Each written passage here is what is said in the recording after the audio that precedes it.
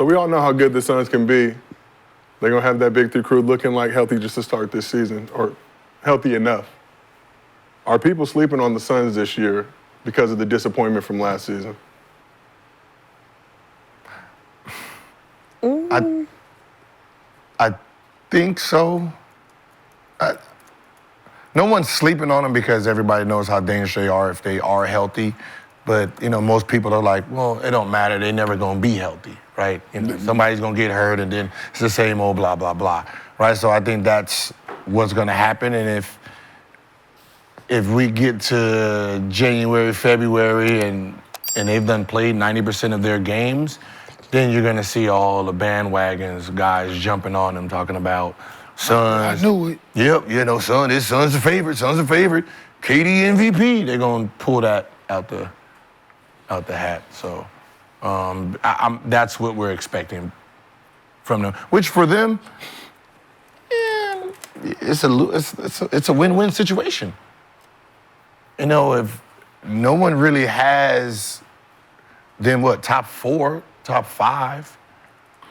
Because of the history. Like you just said, like it's just people expecting something to go wrong because it's happened. So you say you won't have them top 4, top 5, but you're not surprised if they're number 1. Oh, not at all. Yeah, I'm saying if they're number 1, they're gonna be like, oh shit, they got the big 3. Yeah. So now anything less than that for them is looked at as, right? If they don't finish in the top 3, we're like, Same old. Break it up. Yeah. Who you gonna trade? KD asking for a trade. You already know the buttons that's gonna be pushed. KD asking for a trade.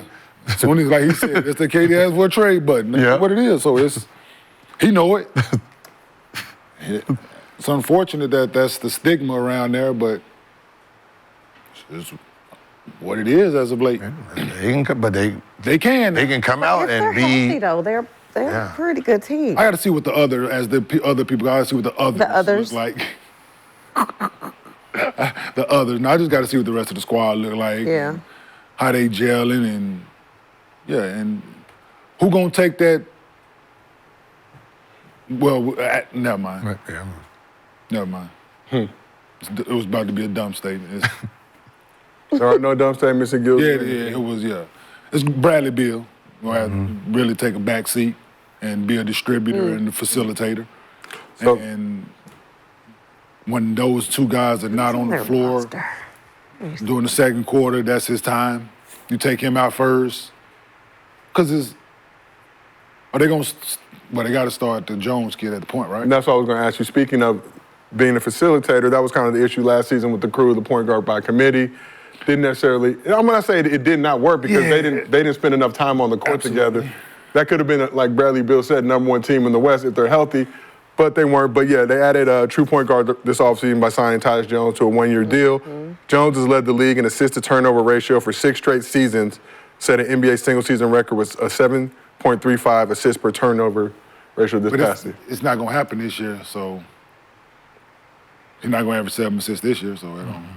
I mean, if they let him do his thing, but for the most part, he's there to play defense, hit wide open shots. How you gonna average 7 assists? I'm just saying if they let him do the pick and roll and pass, and then y'all just catch and shoot, because it's not like y'all cannot do that. Right? Y'all can catch and shoot because y'all all great 3-point shooters. That's what will happen to me, but he won't have 7 assists. So I couldn't be Steve Nash out here if you want me to, y'all. Yeah, I don't think you'll have 7 assists because them dudes are too dynamic in situations. Because the plays that they run, it's going to be tough for him to average 7 assists in that environment, but. Yeah, because do you take the ball out of one of them guys' hands and put it in his hands? So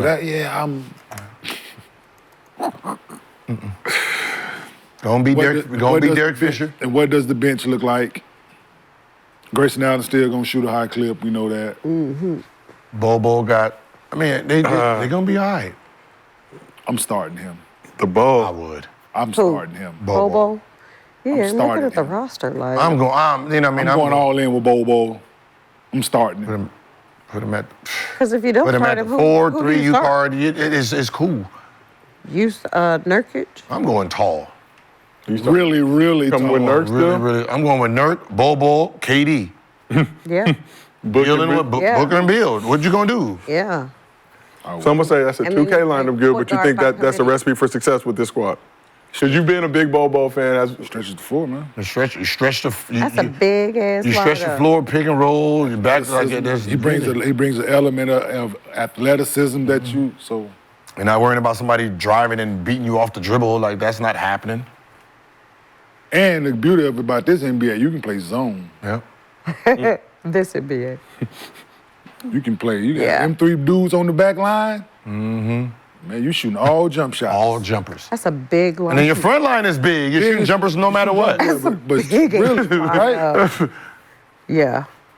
And the problem is, But at some point during the season, I'm gonna try it. Like, Right? You know, like when Yeah. Steve Kerr tried that Def Squad when he went small and fast and it worked. I'm gonna try the big lineup. Because at some point, if you have guards that are the rest of the guards in the league, you're gonna have to guard Beal or Booker, and they're gonna post you up. I said the same thing about Philly. I'm playing Drummond and Embiid together at times. Paul George, Kelly Oubre, man, listen, you be so listen. You remember Boston was, the people that don't know, at the beginning of the season, Boston was playing really big. Yeah, you can, man. They're playing really big. They put Al Horford and Porzingis in with Jalen. Boom. Yes. With Derek White. That's a Yeah, it was Derek White. White. And Jalen. Jalen at the 2. Tatum at the 3. Al Horford and Porzingis. Uh-huh. Yeah, but I would give Bol Bol a real chance to go out and prove and show people what he can do if I'm them. But I want to see what the rest of the squad look like. Dude's got to be on the floor. That's the most important thing at the end of the day. If that crew can get 60, 65 games together, puts them in a much different position in this Western Conference. Now they're not on the road to start the playoffs. But you can't get swept, though. That's that part. the other side of it. Fuck. You can't get swept. I don't give a what you got to do to get a win. You can't get swept. Can't you be so mad? Be gentlemen you about can't. it. Yeah. You Get a win. What? Yeah, you got, Can't let them people bring them broom out on you. What you about to say? No, I mean, the Lakers didn't. Never happened. Lakers didn't get swept. They just lost in the minimum amount of games allowed. Huh? It's When? a difference. This year? Western Conference Last year Finals.